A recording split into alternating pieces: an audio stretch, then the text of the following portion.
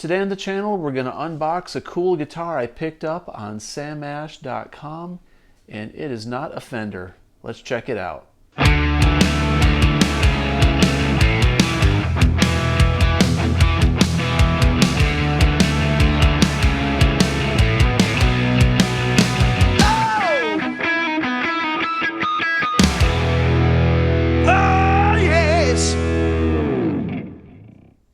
Hey everybody, welcome back to the channel. Today we're going to unbox a cool guitar that I got from Samash on their website.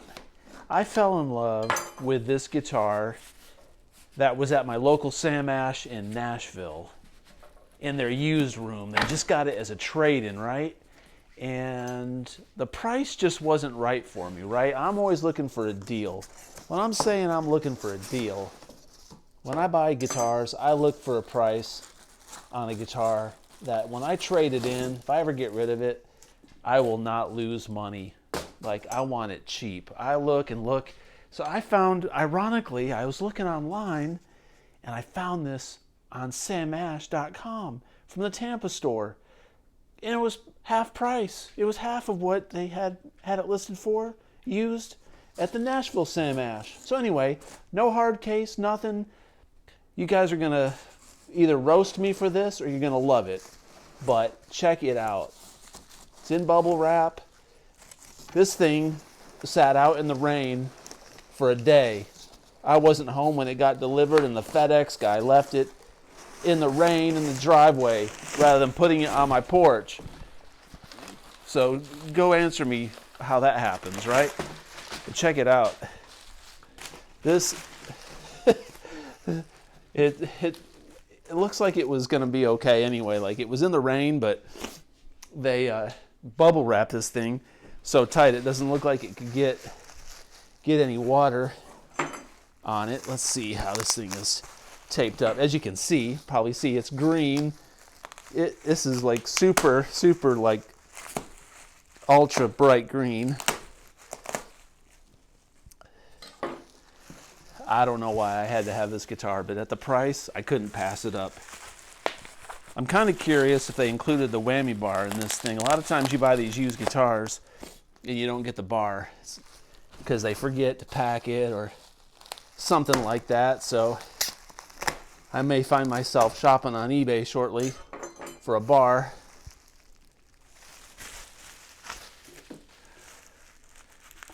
There's no whammy bar screwed onto it. That's not a good sign. Let's see if this comes off. Hopefully the camera's picking this up.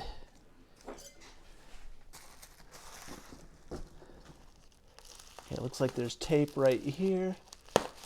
This is an Ibanez S1XXV, which is a 25th anniversary S series. I don't know what the S stands for. I think it's slim, because these guitars are the skinniest guitars I've ever seen in my life. And I think they put these out in the early 80s and reissued them around 2012. The prices on these things are kind of high when you look at them on Reverb. I think there's kind of an Ibanez market out there for these things. I'm not a huge Ibanez guy. I like them, don't get me wrong. But I can't play thin necks very good. I like a nice fat neck. That's why I like my Les Paul R8s so much, and my Richie Kotzen Telecaster. Ibanez necks are great feeling. I just can't play them as good. So let's see. All right, there it is. Look at this thing. Look at this baby. I'm going to get up a little bit closer to this. 24 frets.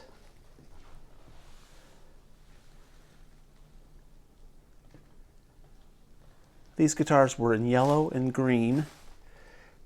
It's got a 5-way blade, volume, treble, recessed jack input, right? It's a really cool looking Ibanez tremolo system here, floating. It's got the infinity pickups in it, chrome pickup covers.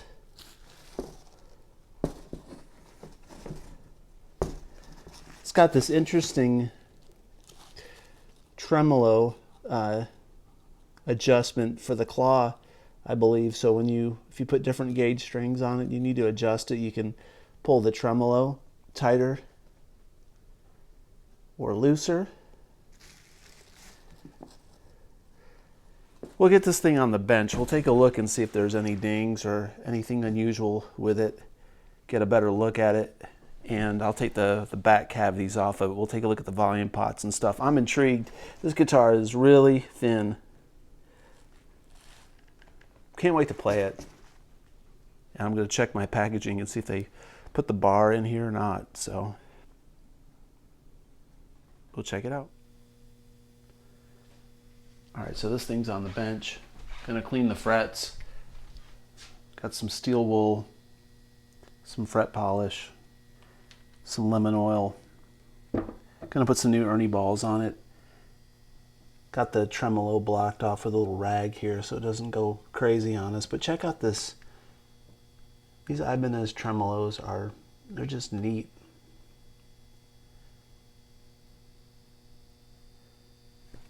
I like how on the Ibanez tremolos, the barrels for the string inserts for the saddles are up here, so you can access them with an Allen key, and fine tuners back here. Cool design. Looks like you could take this tremolo arm off and put it up on that side if you wanted. The whammy bar did not come with the guitar, so I had to take a tremolo off my Ibanez Joe Satriani, and it fit fine, so I'm going to order one of those. So I'm going to clean up these frets and treat the neck and put some new strings on it, and we'll take a look at the internal components. Check out how the green dots on this match the body. That's totally 80s, man. So a short while later, we've got the guitar restrung, the frets cleaned, the fretboard conditioned. Everything looks great. There's a little bit of fret wear on the frets, but nothing major. I really loved how this tremolo system tuned up. I don't mind tuning up Floyd's. I don't have an issue with it, but this thing, that stabilizer on the back, whatever it does, it keeps the bar from moving around a lot, up and down when you put new strings on it. So I just strung this thing up pretty much within like a minute and a half, and it was in tune and ready to go, so it locks it in place. Awesome design. So I'm going to take the back plates off of this guitar and we'll take a look at the pots and the insides. Before I take these plates off, take a look at this. I just noticed this for the first time. So you can adjust the string tension with this thing, and it's set right there, I guess. So that's why it was so nice adjusting, putting on the new strings. I'm going to take this off, take this plate off. One thing I noticed, this wasn't really disclosed on the Sam Ash site, but it's got a pretty big whammo right there, and there's a pretty bad one right here.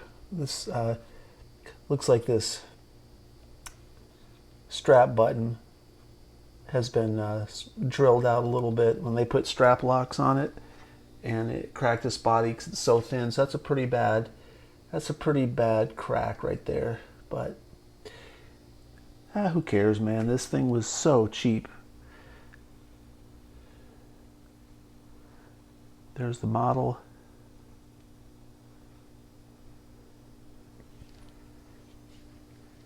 So yeah, it's a player grade guitar, and I'm gonna beat the crap out of it. So there you go.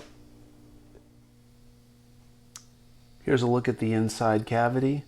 This is really interesting. Man, these are big. These are big pots. Looks like it's all original wiring. Everything looks like it's fresh from the factory, the way they did it.